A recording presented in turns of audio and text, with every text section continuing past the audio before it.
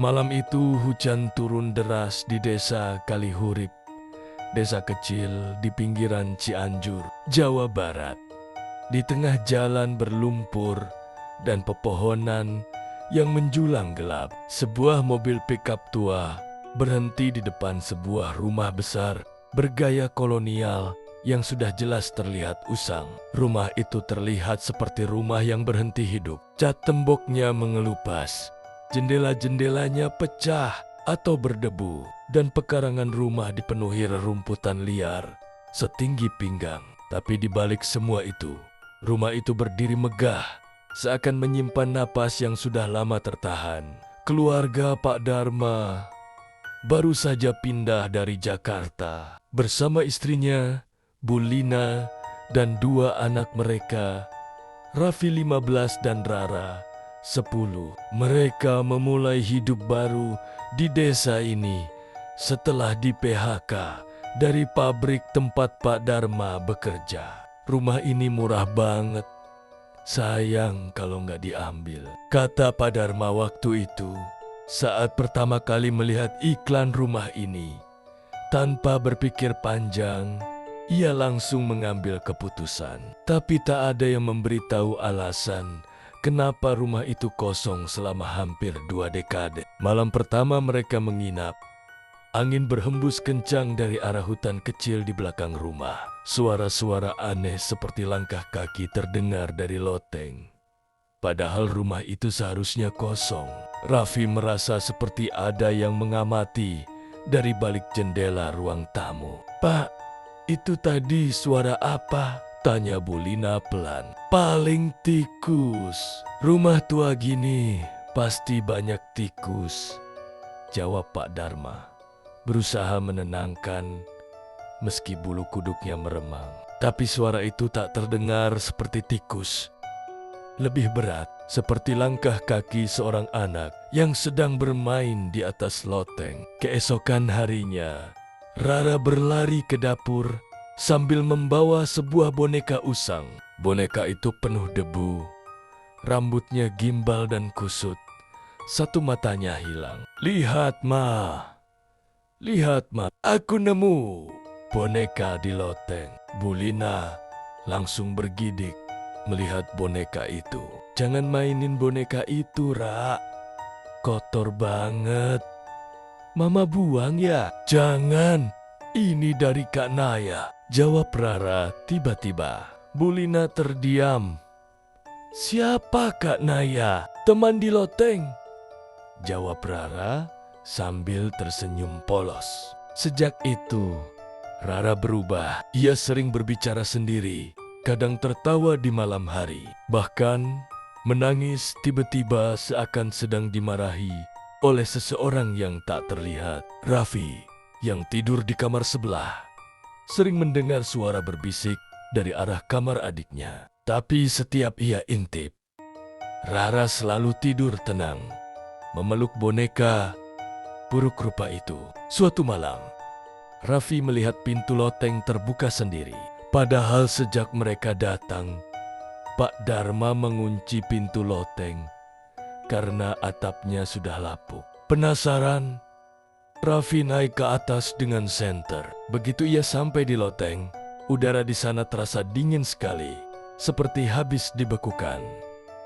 Di sudut ruangan ada meja kecil penuh debu dan foto-foto keluarga. Salah satu foto itu memperlihatkan seorang anak perempuan memakai gaun putih. Wajahnya mirip sekali dengan Rara. Tiba-tiba, lampu senternya mati. Dalam gelap, terdengar suara bisikan pelan. "Kamu nggak boleh di sini." Dia marah. Sejak malam itu, Raffi mulai sering mendengar suara-suara aneh. Ada suara langkah kaki di lorong. Saat semua sudah tidur, ada ketukan pelan dari balik tembok kamar. Kadang terdengar suara tangisan perempuan, sangat pelan, seperti bisikan. Ia mencoba cerita ke ayahnya, tapi Pak Dharma menertawakannya. "Kamu kebanyakan nonton film horor, Vi." Tapi Raffi tahu apa yang ia lihat dan dengar bukan imajinasi. Suatu sore, Raffi menemukan sebuah pintu tua di belakang lemari besar di lorong lantai 2. Lemari itu sebelumnya tidak ia sadari, karena lorong selalu gelap dan berdebu.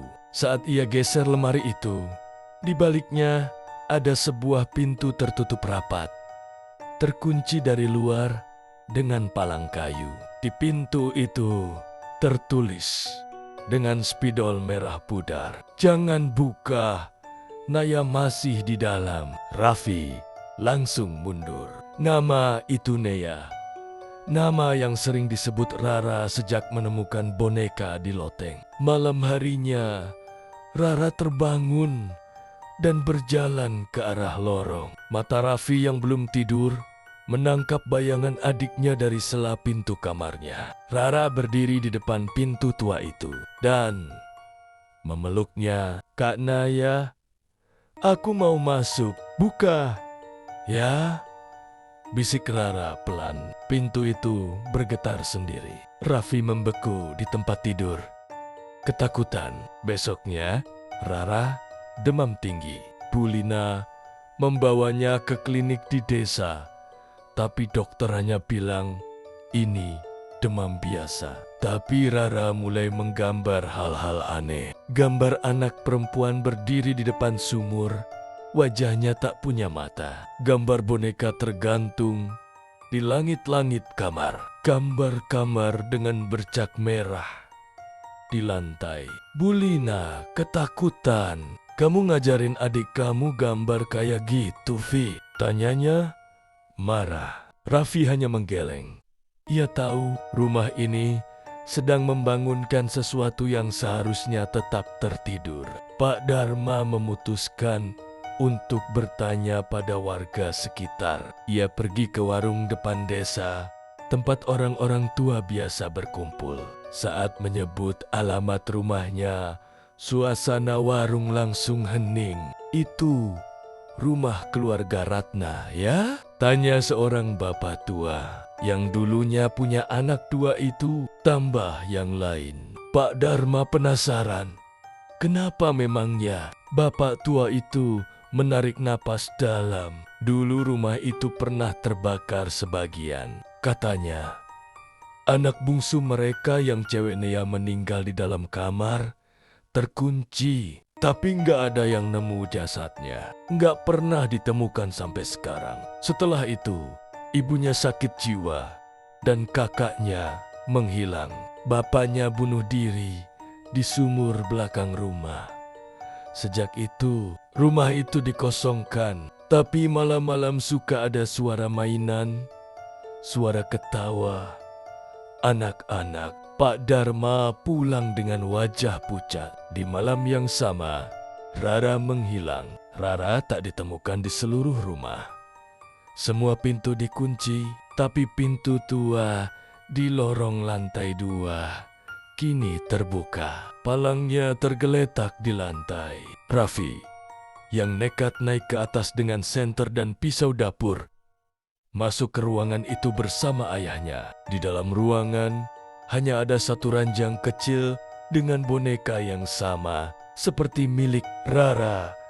Dindingnya penuh coretan semua tulisan nama yang sama. "Naya, Naya, Naya." Tiba-tiba, pintu menutup sendiri. Lampu senter mati, gelap, total. Mereka mendengar suara anak-anak tertawa, tapi bukan tertawa, tapi bukan. Tawa itu penuh kemarahan. Tiba-tiba, di ujung ruangan muncul bayangan kecil. Seorang anak perempuan dengan rambut panjang menutupi wajah. Ia membawa boneka yang sama dengan Rara. Suara anak itu berbisik, "Rara sudah di sini. Sekarang gantian kamu." Raffi gemetar. Tubuhnya membeku, tapi nalurinya berteriak untuk kabur. Ia menarik tangan ayahnya dan mencoba membuka pintu, tapi pintunya seperti menyatu dengan tembok. Tak ada celah, Tak ada jalan keluar. Bayangan gadis kecil itu semakin mendekat. Dari balik rambut panjangnya, Raffi bisa melihat kulit wajahnya penuh luka bakar. Matanya kosong, hitam, menganga seperti lubang tanpa dasar. Aku dulu dikurung di sini. Mereka kunci pintunya. Mereka diam saja waktu aku teriak, aku terbakar. Aku mati sendiri. Sekarang, aku nggak mau sendiri lagi, katanya dengan suara parau. Seperti berlapis suara lain di baliknya. Rara bukan milikmu, teriak Raffi memberanikan diri. Tiba-tiba, boneka di tangan Naya bergerak. Mulut boneka itu menganga sendiri dan mengeluarkan suara tawa kecil. Pak Dharma membaca doa dengan lantang. Tapi suaranya lenyap di telan gelap. Suara langkah-langkah kecil mengelilingi mereka dari semua arah. Dinding ruangan berubah menjadi dinding kamar anak kecil. Tapi dengan bayangan tubuh terbakar menempel di setiap sisi. Dan lalu, semua hening. Senter menyala kembali. Raffi membuka mata dan melihat Rara berdiri di sudut ruangan. Ia tampak kebingungan. "Raffi, aku di mana?" bisiknya lemah. Raffi langsung memeluk adiknya. Tapi bayangan Naya sudah tak ada. Begitu juga dengan boneka itu. Pintu ruangan kini terbuka dengan sendirinya. Mereka bertiga keluar dengan napas terengah. Setelah kejadian itu, keluarga Pak Dharma memutuskan untuk meninggalkan rumah itu keesokan harinya. Mereka hanya membawa pakaian di badan dan tidak pernah kembali. Rumah itu sekarang dibiarkan kosong.